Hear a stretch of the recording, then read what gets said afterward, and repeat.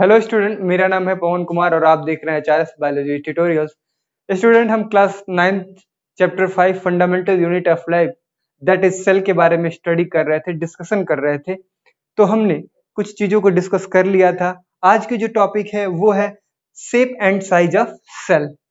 लेकिन स्टूडेंट, हर बार की तरह मैं एक बार फिर क्या कर रहा हूँ कि आपको रिवाइज करा दे रहा हूँ कि अब तक हमने क्या पढ़ रखा है। तो हमने पढ़ रखा है डिस्कवरी ऑफ सेल को। डिस्कवरी ऑफ सेल किसने किया था? डिस्कवरी रॉबर्ट हुक 1665 में। उसके बाद से discovery of living cell Antonie van Leeuwenhoek 1674 में किया था। और उसके बाद से 1831 में न्यूक्लियस को डिस्कवर किया था रॉबर्ट ब्राउन ने। तो ये कुछ चीजें हैं जो डिस्कवरी से रिलेटेड है। और ये डिस्कवरी जो पॉसिबल हुआ था वो हुआ था मैग्नीफाइंग ग्लासेस यानी लेंसों की वजह से हुआ था। लेंस की वजह से ये चीजें पॉसिबल हुई थी। तो लेंस का मतलब या लेंस का इंपॉर्टेंस यहाँ पे इसलिए है क्योंकि जो भी सेल हैं वो इतने छोटे होते हैं, इतने छोटे होते हैं कि हम अपने इस नेकेड आई से नहीं देख सकते हैं। तो उनको मैग्नीफाई करके, उनको लार्ज करके देखा गया और वो लार्ज करके देखना पॉसिबल हुआ लेंस के थ्रू। और इसकी वजह से क्या हुआ कि एक नया वर्ड मिल गया, एक नई दुनिया हमें मिल गई देखने को। और वो दुनिया थी माइक्रोस्कोपिक ऑर्गेनिज्म की, सेल की। स्टूडेंट, आपको मैं बताना चाहूंगा कि जो डिस्कवरी रॉबर्ट हुक ने किया था वो सेल्फ डिजाइन माइक्रोस्कोप था। इसके बाद से और ज्यादा इम्प्रूव माइक्रोस्कोप है। और आपके जो स्कूल्स में जो माइक्रोस्कोप्स होते हैं उनको बोलते हैं लाइट माइक्रोस्कोप और कंपाउंड माइक्रोस्कोप, क्योंकि उसमें लेंसेज को इस तरह अरेंज किया जाता है, उसमें कई लेंसेज लगे होते हैं और जो सोर्स होता है वो लाइट होता है। तो ये बताने का यहाँ मतलब क्यों है? क्योंकि आपको ये जानना अब जरूरी है कि बिना आप माइक्रोस्कोप या इनके बारे में जाने माइक्रोस्कोपिक ऑर्गेनिज्म के बारे में नहीं जान सकते हैं। क्यों नहीं जान सकते? इसका रीजन क्या है बेटा? तो जो 1 माइक्रोन का मतलब क्या होता है? 10⁻⁻⁶ मीटर। इसका मतलब क्या हुआ बेटा कि 1 मीटर में लगभग 1 मीटर का 10 लाख लाखवां भाग जो होगा वो 1 माइक्रोन होगा। इसका मतलब आप समझ लीजिए जरा, ये बोर्ड लगभग इतना 1 मीटर होता है और इसका जो 10 लाखवां भाग होगा उसको हम 1 माइक्रोन बोलते हैं। और इतने छोटे ऑर्गेनिजम्स को, इतने छोटे सेल्स को देखने के लिए हम जनरली नेकेड आई से तो देख ही नहीं सकते, जनरली माइक्रोस्कोप से भी नहीं देख पाते हैं। तो इसके लिए एक बहुत ही एडवांस माइक्रोस्कोप की जरूरत होती है और उसको बोलते हैं इलेक्ट्रॉन माइक्रोस्कोप।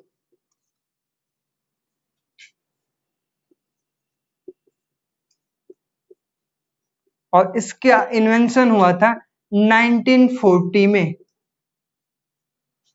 तो इलेक्ट्रॉन माइक्रोस्कोप की जब इन्वेंशन हो गया, इसके इन्वेंशन के बाद सेल के हम अल्ट्रा स्ट्रक्चर को देखने लगे।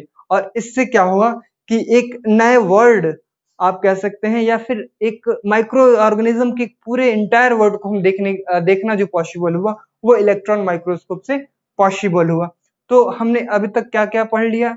तो हमने सेल की डिस्कवरी जान ली, सेल थ्योरी जान ली, और उसके बाद हमने क्या जाना कि जो ये लिविंग ऑर्गेनिजम्स हैं इनको देखने का जो पॉसिबल होता है वो हो गया इलेक्ट्रॉन माइक्रोस्कोप के थ्रू। Shape of cell. अब शेप ऑफ सेल में आप क्या जानेंगे?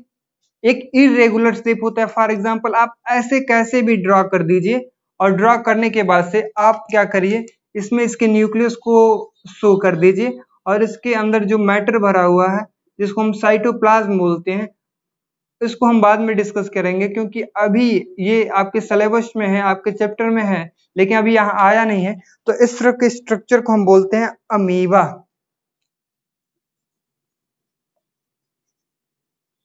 अब ये इरेगुलर शेप है, एक शेल है जिसका नाम दिया गया अमीबा। तो ये सिंगल सेल है लेकिन ये होल ऑर्गेनिजम्स है। मतलब क्या है कि जो सेल होता है वो एक भी हो सकते हैं और वो मिल करके, यूनाइट होकर के बड़े ऑर्गेनिज्म को फॉर्म करते हैं जिनको मल्टी सेलुलर ऑर्गेनिज्म बोलते हैं। इनका डिस्कशन हम बाद में करेंगे। फिलहाल यहाँ देखिए, अमीबा एक आपके बुक के अकॉर्डिंग है, इस तरह का स्ट्रक्चर होता है। और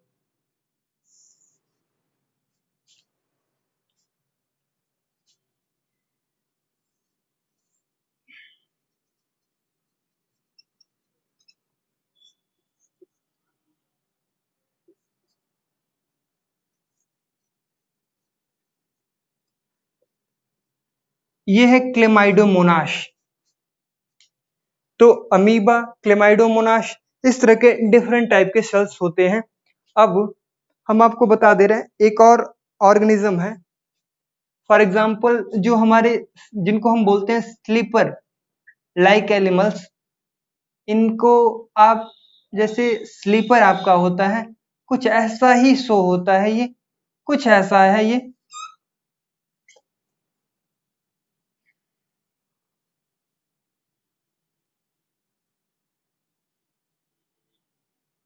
ये है पैरामीशियम।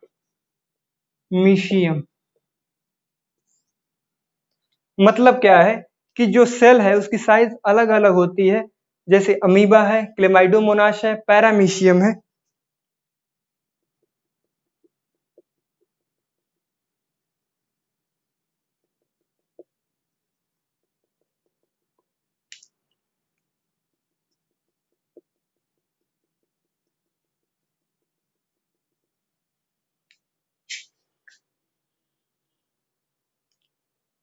नेक्स्ट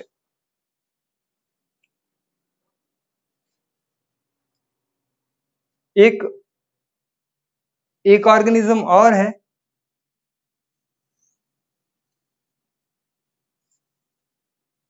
कुछ इस तरह का स्ट्रक्चर होता है।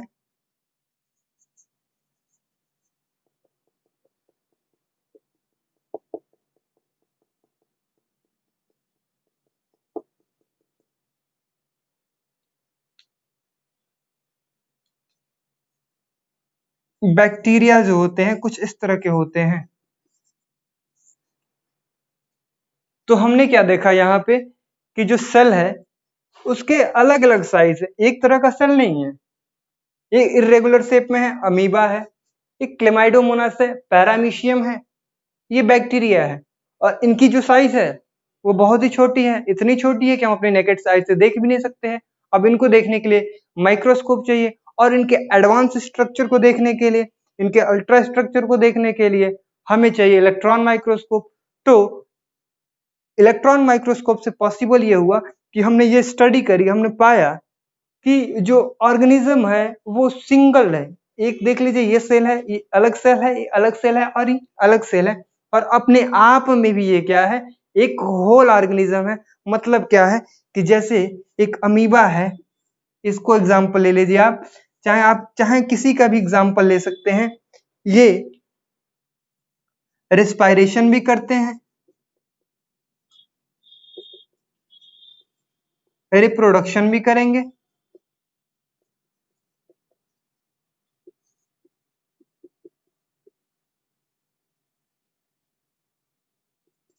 न्यूट्रिशन भी करेंगे, मतलब कि एक्सक्रीशन भी करेंगे। मतलब क्या है कि ये सिंगल सेल्ड है, एक सेल है, लेकिन जितनी एक्टिविटीज हम शो करते हैं, हम रिस्पायरेशन करते हैं, हमारी जितनी लाइफ साइकिल में प्रोसेस होती है, लगभग लगभग जो एसेंशियल है, जो बेसिक है, वो इनके लाइफ में भी होती है। मतलब क्या है कि एक सिंगल सेल होल ऑर्गेनिज्म है। मतलब क्या है कि एक सेल एक ऑर्गेनिज्म है। हम ये भी कह सकते हैं कि सेल क्या होते हैं, सिंगल भी हो सकते हैं, और हम लोग की तरह मल्टी सेलुलर भी हो सकते हैं। इसका मतलब क्या हुआ कि ऑर्गेनिज्म जो भी है वो दो ग्रुप में डिवाइड है। एक तो आप कह सकते हैं यूनिसेलुलर, दूसरे को कह सकते हैं मल्टी सेलुलर। अब आपने जो स्ट्रक्चर देखे, ये क्या होगा, यूनिसेलुलर। ये टोटल क्या है, यूनिसेलुलर है।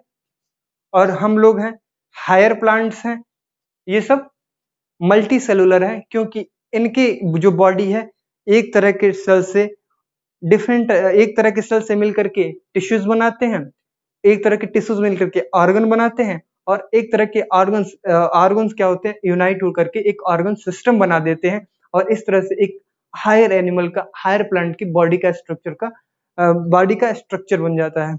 एक चीज और आपको नोट करने के लिए बहुत जरूरी है, बहुत इंपॉर्टेंट है इस बात को जानना, कि जो एनिमल्स हैं वो यूनिसेलुलर हो या मल्टीसेलुलर हो, उनके जीवन की शुरुआत सिंगल सेल से होती है, और जो जिनके जीवन की शुरुआत सिंगल सेल से होते हुए पूरा जीवन एक ही सेल में चलता है, पूरा जीवन वो क्या करते हैं, एक ही सेल में अपना पूरा लाइफ को चला लेते हैं, उनको बोल देते हैं यूनिसेलुलर।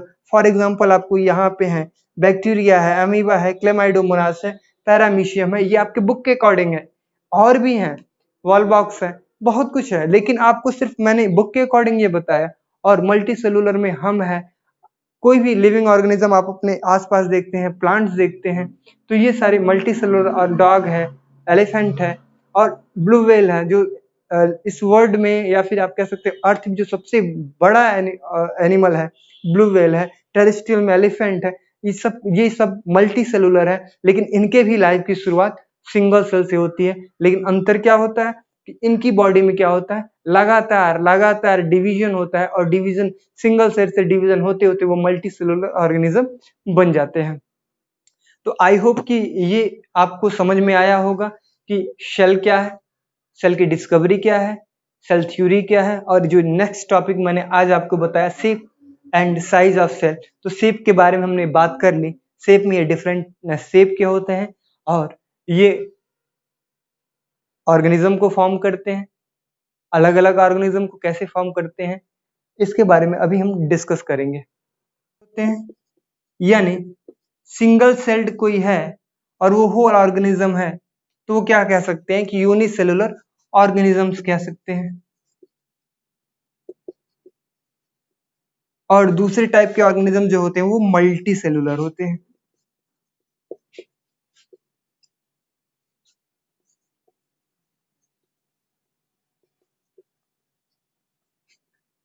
इसमें एक एग्जांपल है ह्यूमन, और इनमें पाए जाने वाले सेल के बारे में हम जरा देख लेते हैं कि ह्यूमंस में यानी हम लोगों में कितने तरह के सेल पाए जाते हैं। क्या ऐसा है कि हमारे बॉडी में पाए जाने वाले जितने भी सेल हैं एक जैसे हैं? तो बिल्कुल नहीं, ऐसा बिल्कुल नहीं होता है, क्योंकि हमारी बॉडी में जो सेल पाए जाते हैं हमारे ऑर्गन सिस्टम के अकॉर्डिंग उनका जो शेप होता है वो बहुत ही अलग अलग होता है। तो कुछ चीजों को हम यहाँ देख रहे हैं। स्टूडेंट, ह्यूमन में पाए जाने वाले सेल कुछ जैसे देख लीजिए आप। ये एक लॉन्ग थ्रेड्स के जैसा कुछ स्ट्रक्चर ऐसा होता है, उसके साथ न्यूक्लियस है। इसके बाद से एक और स्ट्रक्चर आ जाता है, ऐसे एक्सटेंशंस निकले रहते हैं, इस तरह की कुछ निकला रहता है, और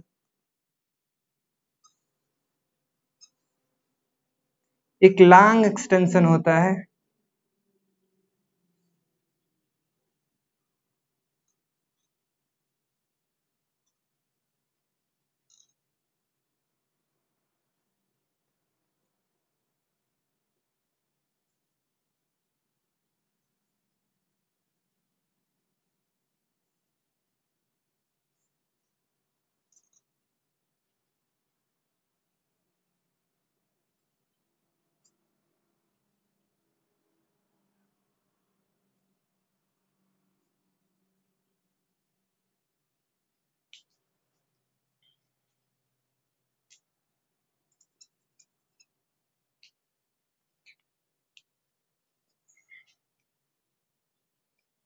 ये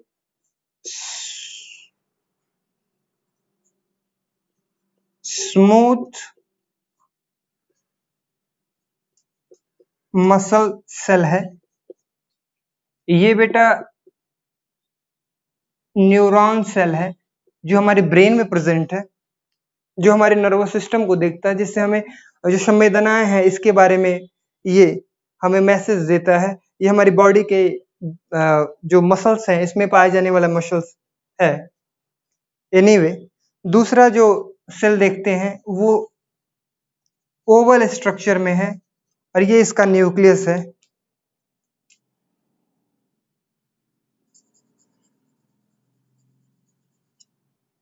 इसको, ये ओवम है।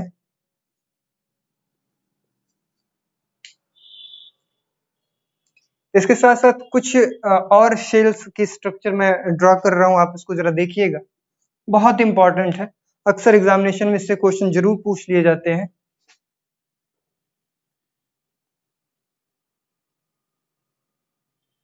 इस तरह का कुछ स्ट्रक्चर है, आप इसको और कोरिलेट कर पाएंगे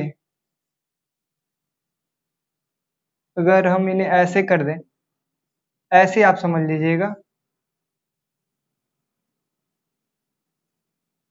आरबीसी,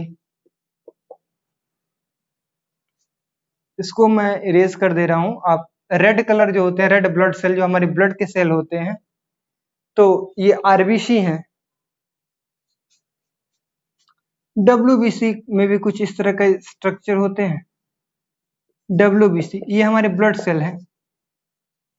एक और आपको स्ट्रक्चर देखिए जरा, सेल का स्ट्रक्चर,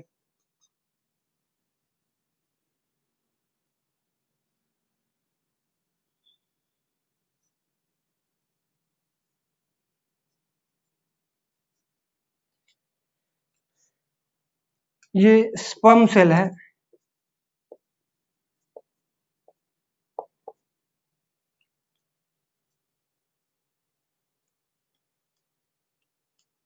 एक स्ट्रक्चर कुछ ऐसा होता है,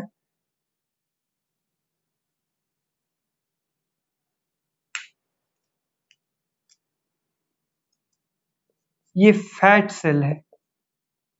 तो यहां देखिए जरा, कुछ ह्यूमंस बॉडी में पाए जाने वाले स्ट्रक्चर जो है, सेल जो है, इसके बारे में मैंने आपको बताया। स्मूथ सेल है, न्यूरॉन सेल जो हमारे ब्रेन में पाया जाता है, ओवम है, फीमेल एग जिसको बोलते हैं। दूसरा स्पर्म, मिल एग, मिल का ये स्पर्म है, ये फैट सेल है, ये ब्लड सेल है। तो हमारी बॉडी में क्या है, जैसे हमारी बॉडी है, इस बॉडी में ऐसा नहीं है कि हर जगह एक जैसे सेल है, बिल्कुल नहीं।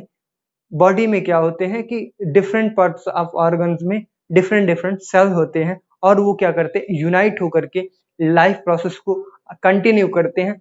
अब यहाँ पे एक चीज आपको बताना बहुत जरूरी है, एक टर्म होता है जिसको बोलते हैं division of labour. Division of labour का मतलब क्या होता है कि वर्क के अकॉर्डिंग क्या होता है, ऑर्गन्स को बांट दिया गया है कि वो क्या क्या काम करेंगे।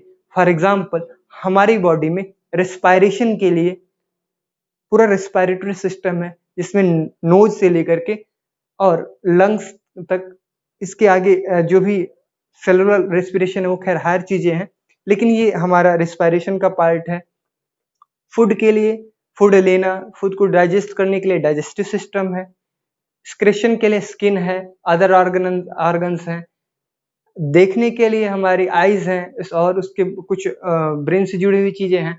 तो कहने का मतलब क्या है कि हमारी बॉडी में अलग अलग, एक काम को करने के लिए अलग ऑर्गन सिस्टम, दूसरे काम को करने के लिए दूसरा ऑर्गन सिस्टम, लेकिन ओवरऑल ये क्या करते हैं, यूनाइट होकर के इस बॉडी को, इस लाइफ चला रहे हैं, कंटिन्यू कर रखा है।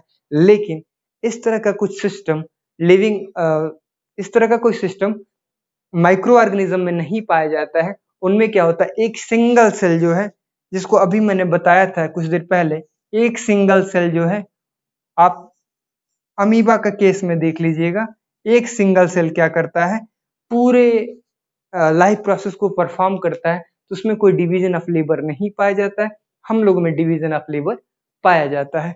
तो स्टूडेंट, आज की क्लास में हमने क्या क्या बात करी, तो सेल के शेप के बारे में बात करी। सबसे पहले हमने बात करी अमीबा की, क्लेमाइडोमोनास की और पैरामीशियम की। ये यूनिसेलुलर है, मतलब क्या, इनकी लाइफ एक सिंगल सेल में चली जाती है। हम लोग मल्टी सेलुलर हैं, यानी हम लोग की जो लाइफ है वो कई ऑर्गन सिस्टम से मिलके बनी है, और कई ऑर्गन सिस्टम ऐसे बने हैं जो कि डिफरेंट टाइप के टिश्यू से आए, और टिश्यू क्या होकर डिफरेंट टाइप के सेल्स को यूनाइट करके बना है। ओवरऑल कहने का मतलब क्या है कि हम लोग मल्टी सेलुलर हैं, ये यूनिसेलुलर है। हमारी बॉडी में भी क्या है कि सेल हैं, तो जो सेल हैं वो बहुत ही ज्यादा नंबर में है, बहुत ज्यादा नंबर में है, और वो क्या होते हैं, अलग अलग होते हैं, उनका जो शेप होता है वो अलग होता है। फॉर एग्जाम्पल ये हमारा न्यूरॉन सेल है, ब्रेन की सेल है, ओवम है, फैट सेल है, स्पर्म सेल है और डब्ल्यूबीसी आरबीसी यानी ब्लड सेल्स हैं। तो इतना मुझे उम्मीद है आपको समझ में आया होगा। नेक्स्ट वीडियो में हम सेल के अल्ट्रा स्ट्रक्चर के बारे में डिस्कस करेंगे, क्योंकि सेल के भी कुछ जो सेल होता है उसके कुछ ऑर्गेनेल्स होते हैं। जैसे हमारी बॉडी में डिफरेंट टाइप के ऑर्गन डिफरेंट टाइप के फंक्शन को परफॉर्म करने के लिए ऑर्गन्स होते हैं, वैसे ही सेल में क्या होता है कि डिफरेंट टाइप के ऑर्गेनेल्स होते हैं। बहुत ही ज़्यादा अल्ट्रा स्ट्रक्चर के बारे में डिस्कस करेंगे और बहुत ही अच्छे से उसकी स्टडी करेंगे। तो आई होप ये वीडियो आपको समझ में आया होगा, इंफॉर्मेटिव लगा होगा और नेक्स्ट वीडियो की नोटिफिकेशन आपको मिलती रहे। नेक्स्ट वीडियो को देखने के लिए इस चैनल को सब्सक्राइब करें। थैंक